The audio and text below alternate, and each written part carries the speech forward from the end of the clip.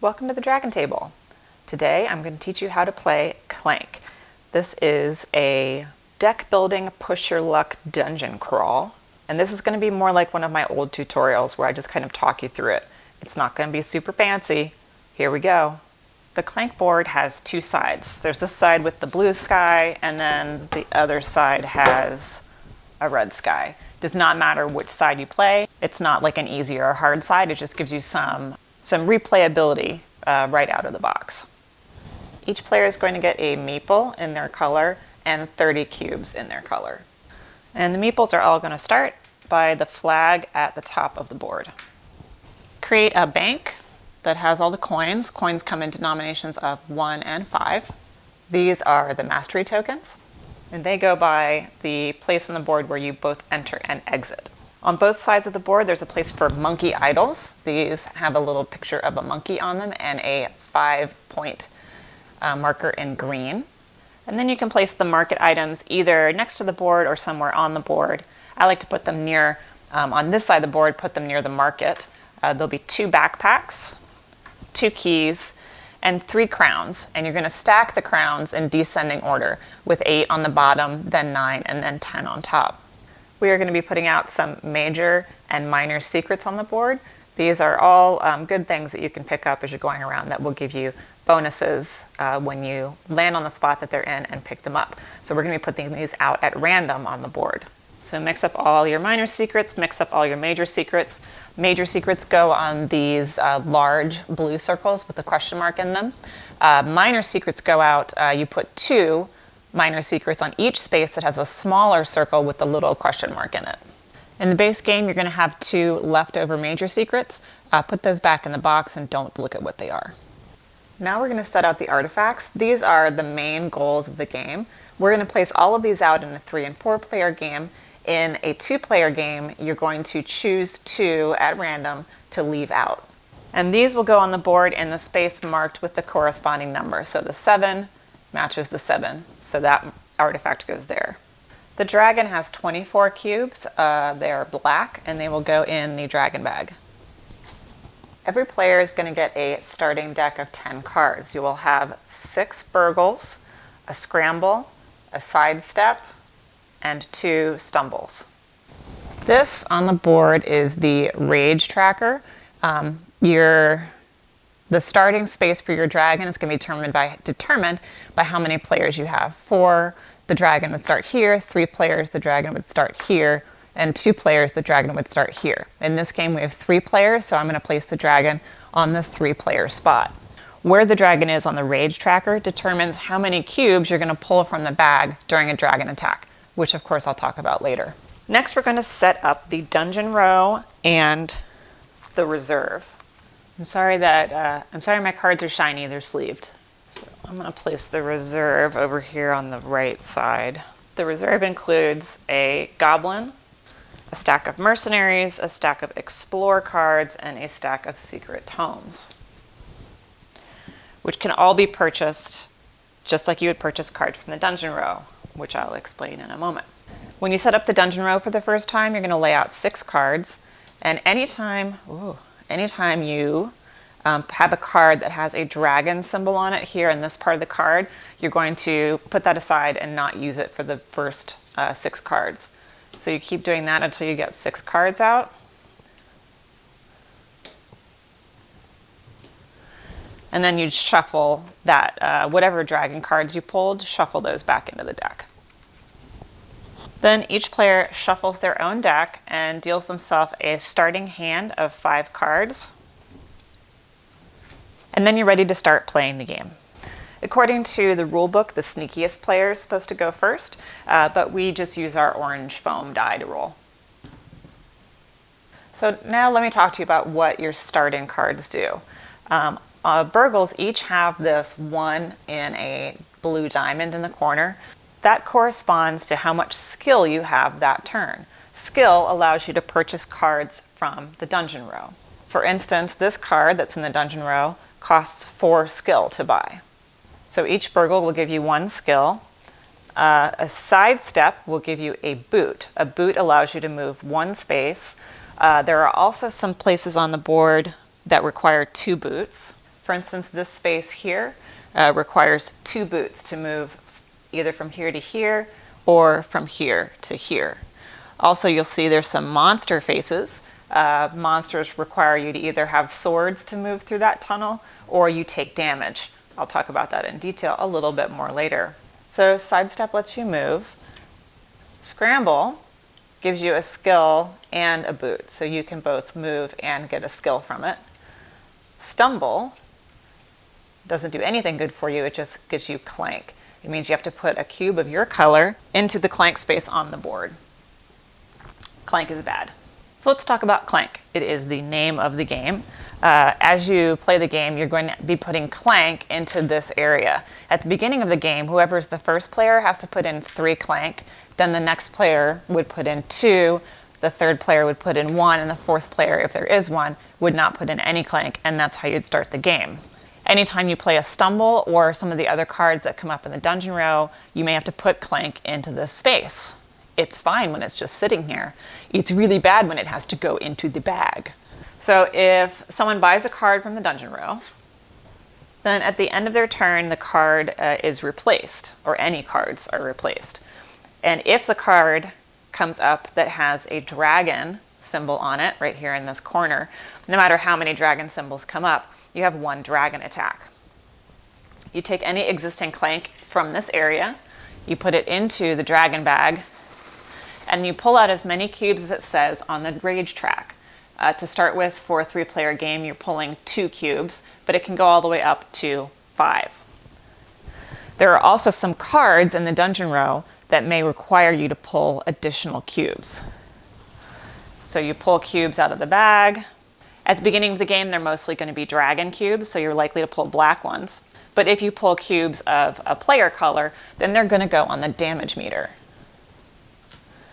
When your damage meter reaches 10, you are knocked out. If you are below this line on the board, then you die and you're out of the game. If you're knocked out above this level and you possess an artifact, then the villagers will pull you to safety.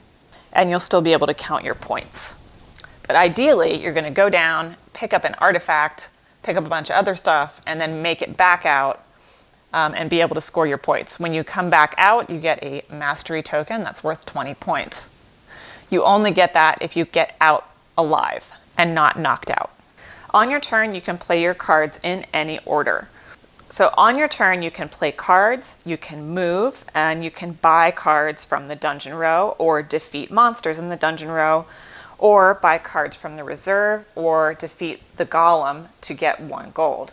You can do any of that in any order. For instance, if you want to move, then you want to buy a card, then you want to move some more, then you want to attack a monster, that's fine. Anywhere on the board that there is a blue crystal cave, you must stop. You cannot keep going. So for instance, let's say I was in this spot and I had 2 boots in my hand. I could only move 1 into this space. I wouldn't be able to continue going because this is a crystal cave and I would have to stop. However, if I was here and had 2 boots, I could move to this space and pick up one of these minor secrets and then keep it in front of me. Ooh, this one is a healing potion. A healing potion you can use during your turn to take 1 damage off of your damage meter, and then it is discarded. Anytime you purchase a card from the dungeon row, it's going to go into your discard pile. It does not go into your hand and it does not go directly into your deck, so it is going to be used in the future. There are going to be some cards and also some minor secrets that let you trash cards in your play area or discard pile. You do that at the end of your turn.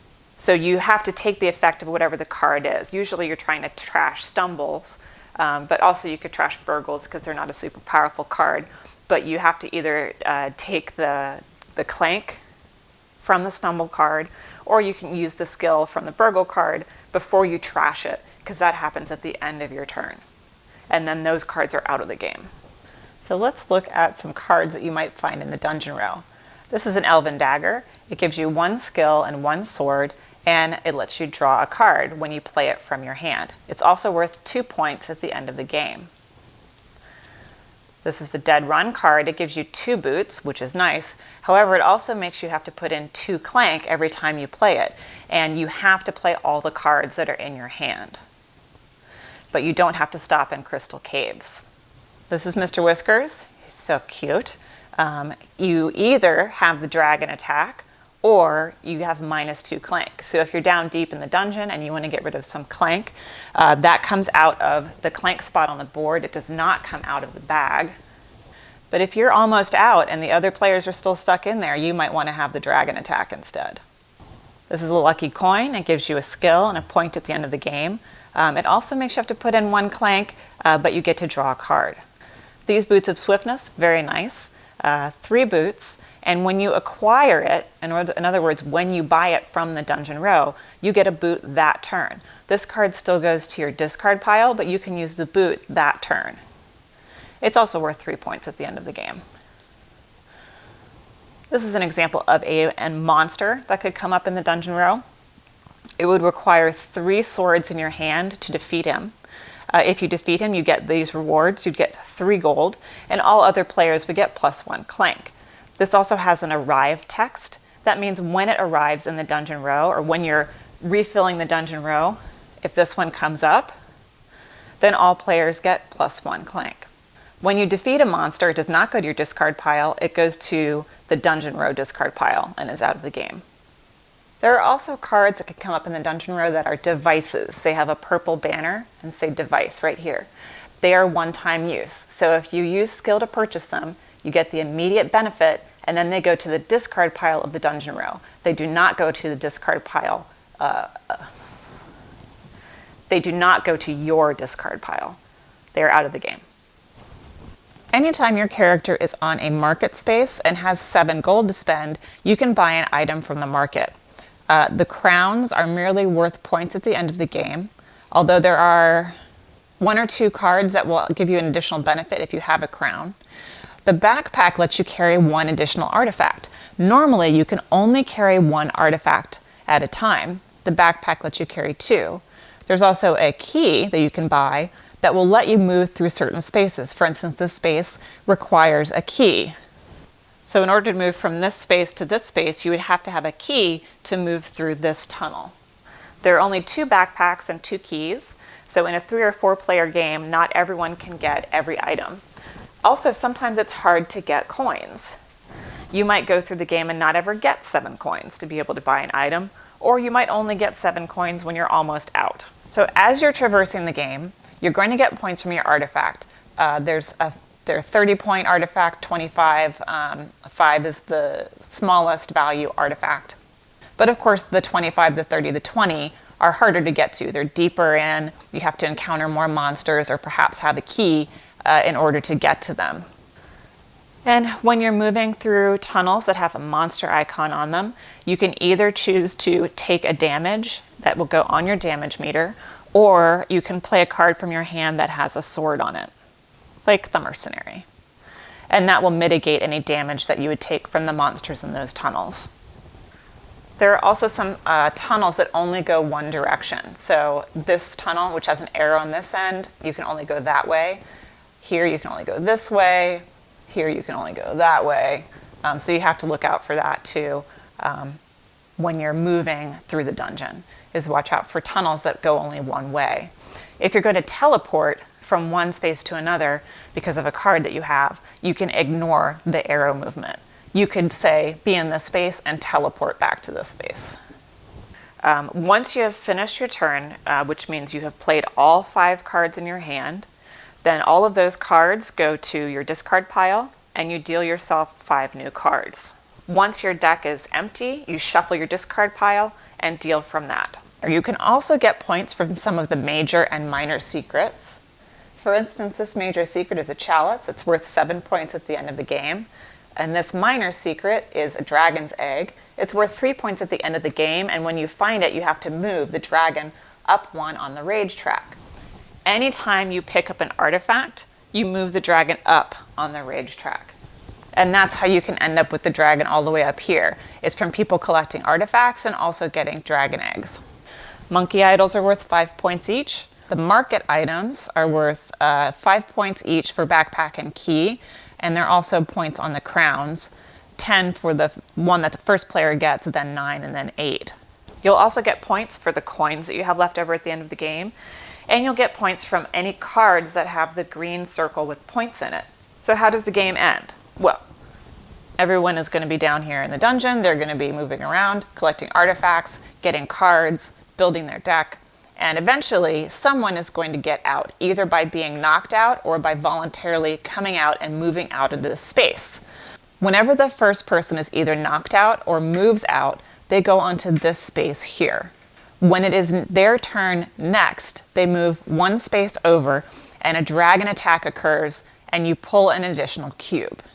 Then when it's their next turn, they move to here and you do another dragon attack, this time with +2 cubes. On their next turn, they move here, execute a dragon attack with +3 cubes. And then when it would be their fourth turn after getting knocked out or leaving, everyone else that's left in the dungeon gets knocked out. So that's when it becomes a bit of a race to either get out or at least just get above the green line so that you're safe. But anyone that makes it out by moving through these spaces and actually moving out of the dungeon will get a mastery token, which is worth 20 points. Once everyone is out of the dungeon, either by moving out on their own or being knocked out, then the game is over and you count up points. You count points from your artifacts. You count points from any additional tokens that you got during the game. You count out points from any leftover coins. And you count out points for your cards. And that's your total points for the game. Whoever has the most points is the winner. If there's a tie, then the player with the highest value artifact is the winner. I also want to point out on the board that on this side there is a wraparound dungeon tunnel from here over to here, and there's also one on the other side of the board, which I'm not going to flip over right now because that would make a gigantic mess and make me sad. I will point out one more spot on the board that I didn't mention before. Here, this has a heart on it. This is a heart on it. When you land on these spaces, you can heal 1 off of your damage meter. This is one of my favorite games. I have several of the expansions. I think one of the things I like most about it is the variety of cards. There's a high degree of replayability in this game, not just because of the two-sided board, but because the cards are so different every time you play.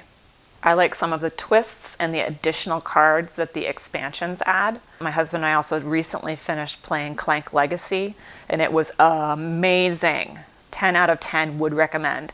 I can't do a video on that because it would give too much away, but if you know how to play Clank, you can play Clank Legacy for sure. So that's kind of the basic quick bang rules for how to play Clank. There are some nuances to the game that you would discover while you're playing it. Once again, I love this game. And it also has a really good solo mode that you play using an app on your phone. That's fun too. Thanks for visiting the Dragon Table. I'll see you next time.